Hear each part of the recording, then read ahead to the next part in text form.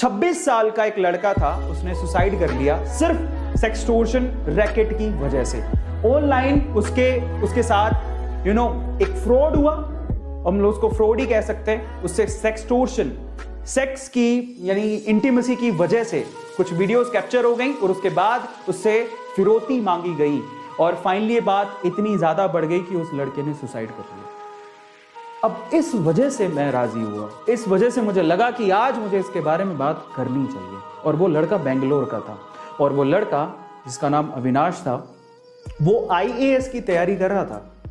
अचानक से क्या होता है, उसे फेसबुक पे एक रिक्वेस्ट आती है नेहा नाम की लड़की की। ठीक है, आप नाम पे मत जाइएगा, बट धीरे धीरे रिक्वेस्ट आती है, बातें होने लगती हैं। उसे नहीं पता था कि जो लड़की की रिक्वेस्ट आ रही है उसके पीछे एक रैकेट काम कर रहा है। धीरे धीरे बातें होने लगती हैं, बातें और बढ़ने लगती हैं, धीरे धीरे और क्लोज आने लगते हैं।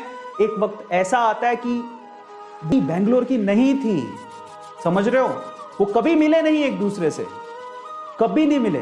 वो बेंगलोर की थी ही नहीं, कभी मिले नहीं, सिर्फ मोबाइल पे ही बातें हो रही हैं। धीरे धीरे पर्सनल नंबर शेयर हो गए, फिर धीरे धीरे उन्होंने वीडियो कॉल शुरू किए, वहां से इंटीमेट चीजें शुरू हो गई। और एक वक्त ऐसा आया जब उस लड़की ने इंटीमेट वीडियोस शेयर किए, उस लड़के को बोला कि तुम भी इंटीमेट वीडियो शेयर करो, तो गलती वही हो गई। उस लड़के ने बिलीव कर लिया और उस लड़के ने इंटीमेट वीडियोस, लाइव वीडियोस जो भी था, ऐसे वीडियो कॉल्स किए जिसकी वजह से वो फंस गया।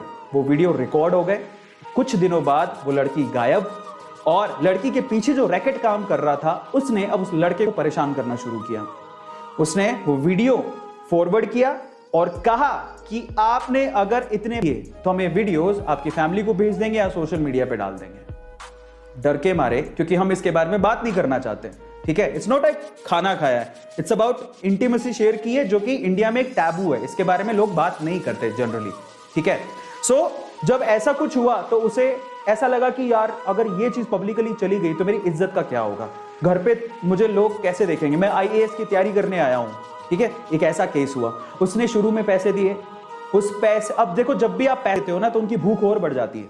तो जब उसने पैसे दिए शुरू में तो उन्होंने बोला कि उनका पेट भरा नहीं, उन्होंने कहा हमें और चाहिए। ऐसे करके वो पैसे मांगते गए, मांगते गए, मांगते गए। वक्त ऐसा आया कि उससे संभला ही नहीं, अब उसके पास पैसे इतने कहां से होते। फाइनली उस लड़के ने ये सोचा कि शायद मैं अपनी जिंदगी खत्म कर लूं, तभी ये जो झंझट है वो खत्म होगा। और वो लड़का दुनिया को छोड़ के चला गया। शायद अगर ये सब नहीं होता तो आज वो आईएएस की प्रिपरेशन करके कहीं अच्छा आईएएस बन चुका होता और हमें एक अच्छा आईएएस देखने को मिलता। पर उस लड़के ने सुसाइड कर लिया।